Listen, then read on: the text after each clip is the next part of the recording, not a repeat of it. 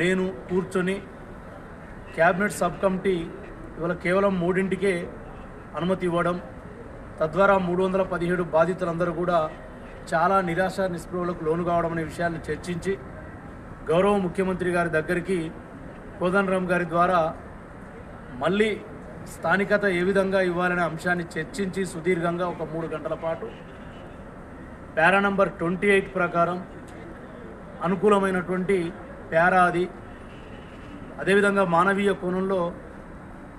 కొన్ని నిబంధనలతో మళ్ళీ రాష్ట్ర ప్రభుత్వమే స్వయంగా చొరవ చూపి అవసరమైతే రేపటి అసెంబ్లీలో దానిపై చర్చ పెట్టి దానిపై సానుకూలంగా ఒక తీర్మానాన్ని ప్రవేశపెట్టి అందరి ద్వారా 317ను సవరణ సాధ్యమైతే సవరణ, లేదా సవరణ అసాధ్యమైతే మానవీయ కోణంలోనే ఒక అనుబంధ జీవోను తీసుకొచ్చి 317 వల్ల స్థానికత కోల్పోయిన వాళ్ళందరికీ స్థానికత ఇవ్వాలని ఒక నిర్ణయానికి రావడం జరిగింది. విజయ్ కుమార్ గారు దానికి సంబంధించినటువంటి మొత్తం డీటెయిల్స్ స్థానికత కోల్పోయిన వారి తరపున కోదండరామ్ గారికి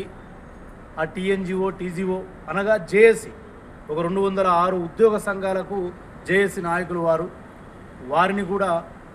అందులో భాగస్వాములు చేసి ఒక పెద్దన్న పాత్ర పోషించమని కూడా చెప్పడం జరిగింది. వారే స్వయంగా ఈరోజు మా జేఏసీ నాయకులందరినీ కూడా టీఎన్జిఓ కార్యాలయంలో మనకు అనుమతి ఇచ్చి అక్కడ అవకాశం ఇచ్చి సుదీర్ఘంగా సమయం ఇచ్చినందుకు జేఏసీ తరఫున వాళ్ళకు కూడా ధన్యవాదాలు తెలుపుతూ ఉన్నాం. ఏది ఏమైనా గౌరవ ముఖ్యమంత్రి గారి దగ్గరికి, సంబంధిత మంత్రుల దగ్గరికి, కోదండరామ్ గారి దగ్గర ద్వారా ఈ ప్రతిపాదన వెళ్ళేటట్టు